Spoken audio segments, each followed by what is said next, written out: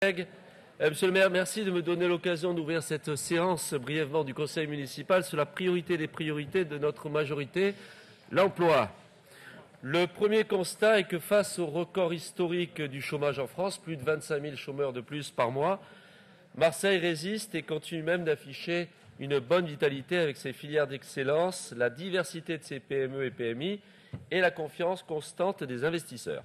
J'en veux pour preuve rapidement le succès des terrasses du port que Solange Biaggi porte avec dynamisme, c'est-à-dire 2000 créations d'emplois, le pôle média Label de Mai avec 1000 emplois et 50 entreprises installées, renforcé par le label Franche Tech, officialisé aujourd'hui à Marseille par la secrétaire d'État au numérique, Axel Lemaire, avec bien sûr à la tête Daniel Sperling, Didier Paracan et bien sûr le président de la communauté urbaine, Guy Tessier. C'est bien une Silicon Valley du numérique qui est en train de naître dans le quartier de la Belle de Mai, en plein développement à l'image des opérations quartier libre conduites par Laure Agnès Karadec.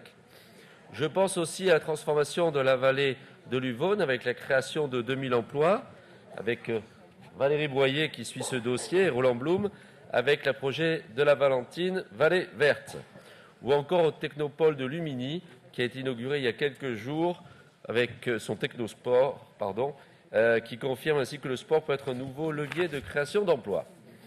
C'est un dossier important que suit évidemment notre collègue Richard Miron et Lionel Royer-Perrault, bien évidemment dans le cadre de notre capitale européenne du sport 2007.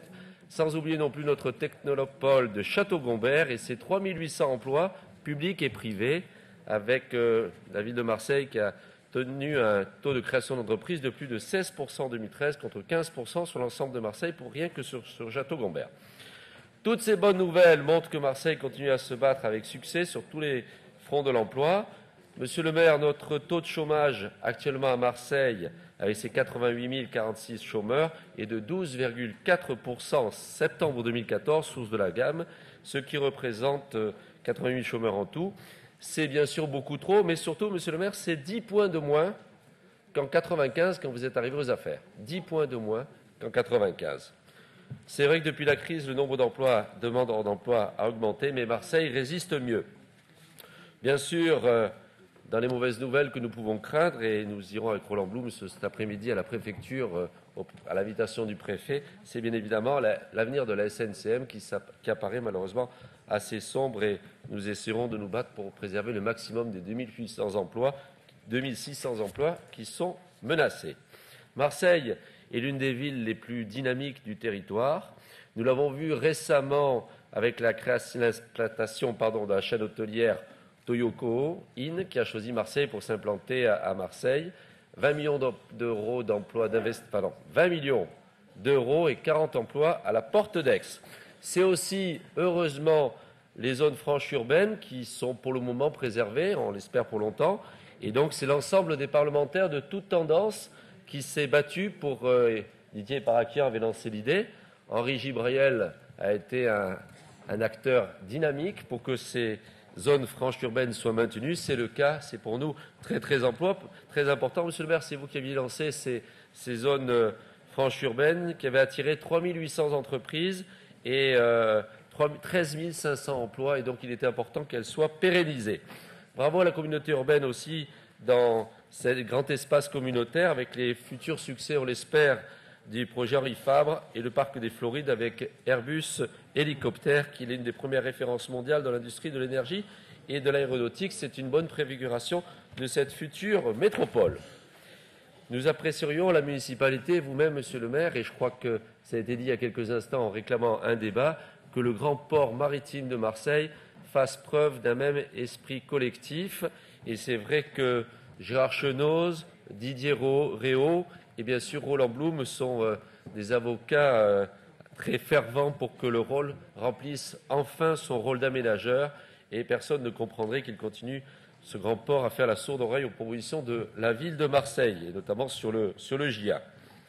Alors la volonté de la ville de Marseille, c'est également pour ses propres compétences d'aider tous les demandeurs d'emploi à accéder à un véritable parcours professionnel et en particulier ceux qui sont les plus éloignés de l'emploi. C'est pour ça, monsieur le maire, que nous consacrons chaque année plus de 5 millions d'euros pour aider différentes associations. Ces structures font l'objet de 2 premiers rapports qui seront présentés. Il s'agit de la Maison de l'Emploi, de la Mission locale de Marseille, de la Cité des métiers et également, bien sûr, de l'École de la Deuxième Chance que préside Patrick Zaoui, qui fait un excellent travail, et Initiative Marseille Métropole. L'enjeu, c'est de rapprocher les demandeurs d'emploi des entreprises. Alors, à cet égard, je voulais signaler le travail de l'École de la Deuxième Chance qui obtient 63% de réussite, ce qui est un chiffre particulièrement significatif et relevé par l'Europe. Le succès de la mission locale de Marseille, qui avec ses 200 fonctionnaires de la ville de Marseille, salariés de la ville de Marseille, a reçu plus de 24 000 jeunes et qui reçoit et voit son budget de l'État maintenu avec l'opération Garantie Jeunes que nous, en quelque sorte, menons avec l'État. Et donc, c'est une opération importante. C'est une bonne nouvelle. L'État maintiendra ses financements. Hélas, malheureusement, pour les autres unités stratégiques, l'État se retire et je l'avais signalé malheureusement au préfet. C'est la Cité des métiers où l'État va baisser ses budgets de 25%, ce qui est tout à fait dramatique, 25% de moins de l'État, ce somme importante. La Maison de l'Emploi, hélas, bien qu'on ait plaidé à l'Assemblée nationale pour le maintien, c'est une diminution de la participation de l'État de 44%, ce qui est un chiffre extrêmement significatif et c'est d'autant plus dommage que nous remplissons une mission que l'État souligne, mais malheureusement pas sur un plan financier. Donc je voulais terminer malheureusement avec ce problème du désengagement de l'État qui est dans la politique locale de l'emploi qui est assez scandaleux et qui est malheureusement assez triste. Et nous espérons que cet après-midi, dans le rendez-vous que nous aurons à la préfecture avec Roland Blum, l'État prendra enfin sa responsabilité sur la SNCM parce que malheureusement la gestion de l'État n'a pas été au top et donc nous espérons que de ce côté-là, l'État nous donnera quelques bonnes nouvelles. En tout cas, à l'occasion de ces 2 rapports, je voulais souligner que la ville de Marseille fait tout son possible et plutôt avec un certain succès qui est salué par l'ensemble des experts nationaux et internationaux. Nous sommes une ville parmi les plus dynamiques d'Europe. Merci, Monsieur le maire. Bien.